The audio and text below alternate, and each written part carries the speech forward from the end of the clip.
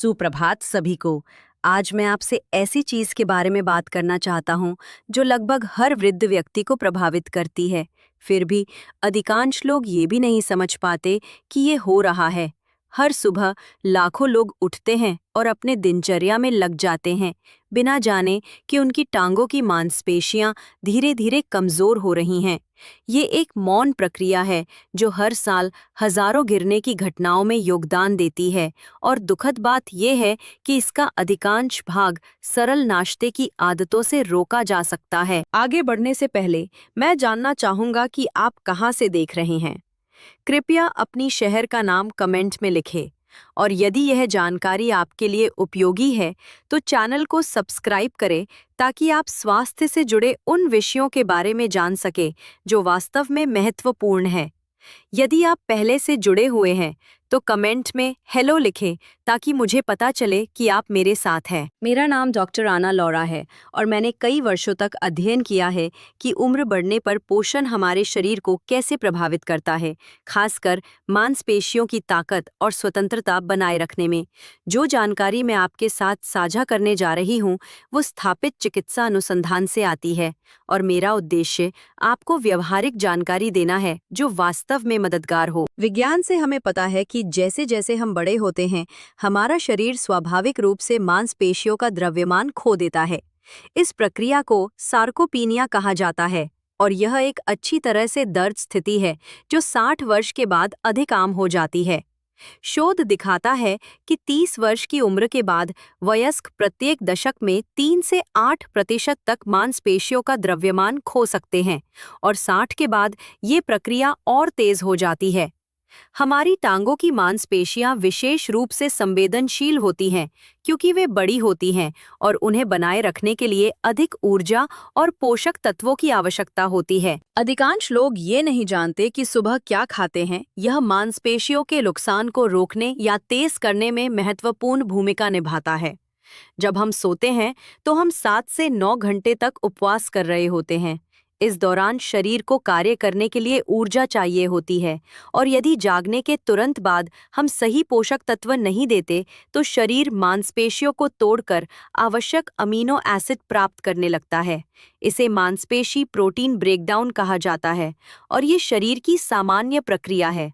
लेकिन जैसे जैसे उम्र बढ़ती है हमें इसे कम से कम करना चाहिए। अध्ययनों ने दिखाया है कि जो वृद्ध लोग नाश्ता छोड़ देते हैं या प्रोटीन कम खाते हैं उनमें समय के साथ मांसपेशियों की कमी ज्यादा होती है, जबकि जो लोग जागने के 2 घंटे के भीतर प्रोटीन से भरपूर नाश्ता करते हैं उनमें मांसपेशियां बेहतर संरक्षित रहती हैं। समय का महत्व है क्योंकि रात भर के उपवास के बाद सुबह मांसपेशियां प्रोटीन के प्रति सबसे अधिक संवेदनशील होती हैं। मैं आपको एक व्यक्ति की कहानी बताना चाहता हूँ जिसे मैं रॉड्रिगो कहूँगा। वह 69 वर्ष के थे, सेवानिवृत्त इंजीनियर जो हमेशा सक्रिय और साहसी रहे थे। उन्हें पैदल यात्रा और प्रकृति की खोज करना पसंद था, लेकिन 65 के बाद उन्होंने बदलाव देखना शुरू किया। सुबह उनकी टांगें भारी लगती थी, घुटने अकड़े रहते थे और कुर्सी से उठने में ज्यादा मेहनत लगती थी। धीरे धीरे वह धीमे चलने लगे और अंततः सुबह की सैर छोड़ दी क्योंकि उन्हें अपनी टांगों पर भरोसा नहीं रहा। एक सुबह अखबार लेने के लिए बाहर निकलते समय वह एक छोटे से स्टेप पर ठोकर खा गए। चोट गंभीर नहीं थी, लेकिन वह डर गए। शारीरिक दर्द से ज्यादा उन्हें यह एहसास डराने लगा कि वह अपने शरीर की ताकत और आत्मविश्वास खो रही हैं। उनकी पत्नी ने भी यह देखा। उसने उन्हें सोफे से उठने में संघर्ष करते देखा, दोनों हाथों से सहारा लेते हुए। उन्हें रात में टांगों में ऐंठन भी होने लगी जो नींद तोड़ देती थी। यह किसी बीमारी के लक्षण नहीं थे, बल्कि यह सार्कोपीनिया था, मांसपेशियों का धीरे धीरे कम होना। उस घटना के बाद रॉड्रिगो ने कार्रवाई करने का निर्णय लिया। उन्होंने एक पोषण विशेषज्ञ से सलाह ली और खुद भी शोध किया। उन्हें पता चला कि टांगों की ताकत सीधे पोषण से जुड़ी है, खासकर सुबह के पहले भोजन से। उन्होंने नाश्ता छोड़ना बंद कर दिया और ऐसे खाद्य पदार्थ शामिल किए जो मांसपेशियों को मजबूती देने में मदद करें। सिर्फ 3 हफ्तों में बदलाव दिखने लगा। वो हल्के और कम अकड़े हुए महसूस करने लगे। रात की ऐंठन कम हो गई। उन्होंने आत्मविश्वास से घर में घूमना शुरू किया। 2 महीने बाद वो पार्क में फिर से टहलने लगे और हर सुबह लगभग 2 किलोमीटर पूरा करने लगे। उन्होंने अपनी पत्नी से कहा कि उन्हें लगा जैसे उनकी टांगें वापस आ गई हों, और ये सब सिर्फ नाश्ते की आदत बदलने से हुआ। अब मैं साफ कर दूं कि कोई जादुई भोजन ऐसा नहीं है जो 12 घंटे में 10 साल की उम्र को उलट दे। विज्ञान ऐसे दावे का समर्थन नहीं करता, लेकिन ये सच है कि सही पोषण, खासकर पर्याप्त प्रोटीन का सेवन, जब सही शारीरिक गतिविधि के साथ जोड़ा जाए तो मांसपेशियों को संरक्षित रखने और ताकत वापस पाने में मदद करता है। तो आइए मैं आपको उन खाद्य पदार्थों के बारे में बताता हूँ जो वास्तव में टांगों की ताकत बनाए रखने में मदद करते हैं। सबसे पहले, अंडे। पूरे अंडे उच्च गुणवत्ता वाले प्रोटीन का उत्कृष्ट स्रोत हैं। एक बड़े अंडे में लगभग 6 ग्राम प्रोटीन और सभी 9 आवश्यक अमीनो एसिड होते हैं। जर्दी, जिसे कई लोग छोड़ देते हैं, वास्तव में विटामिन डी, विटामिन B12 और कोलिन जैसे पोषक तत्वों से भरपूर होती है। विटामिन डी मांसपेशियों की कार्यक्षमता के लिए महत्वपूर्ण है और कई वृद्ध लोगों में इसकी कमी होती है। विटामिन B12 तंत्रिका कार्य को बनाए रखने में मदद करता है, जो मस्तिष्क से मांसपेशियों तक संकेत भेजने के लिए आवश्यक है। शोध ने दिखाया है कि नाश्ते में पर्याप्त प्रोटीन लेने वाले वृद्ध लोग मांसपेशियों का द्रव्यमान बेहतर बनाए रखते हैं। अंडों में मौजूद ल्यूसीन नामक अमीनो एसिड मांसपेशियों के निर्माण की प्रक्रिया को सक्रिय करता है। अंडे पकाने और पचाने में आसान हैं, चाहे उन्हें उबाल लें, ऑमलेट बनाएं या सब्जियों के साथ भून लें। अगला है ओट्स। ओट्स जटिल कार्बोहाइड्रेट्स प्रदान करते हैं जो सुबह भर ऊर्जा देते हैं। इनमें मौजूद बीटा ग्लूकन रक्त शर्करा को स्थिर रखता है, जिससे शरीर प्रोटीन को ऊर्जा के बजाय मांसपेशियों के निर्माण में इस्तेमाल कर पाता है। ओट्स में चिया सीड्स मिलाने से ओमेगा 3 फैटी एसिड और मैग्नीशियम मिलते हैं, जो मांसपेशियों की ऐंठन को कम करने में मदद करते हैं। केले भी शानदार विकल्प हैं।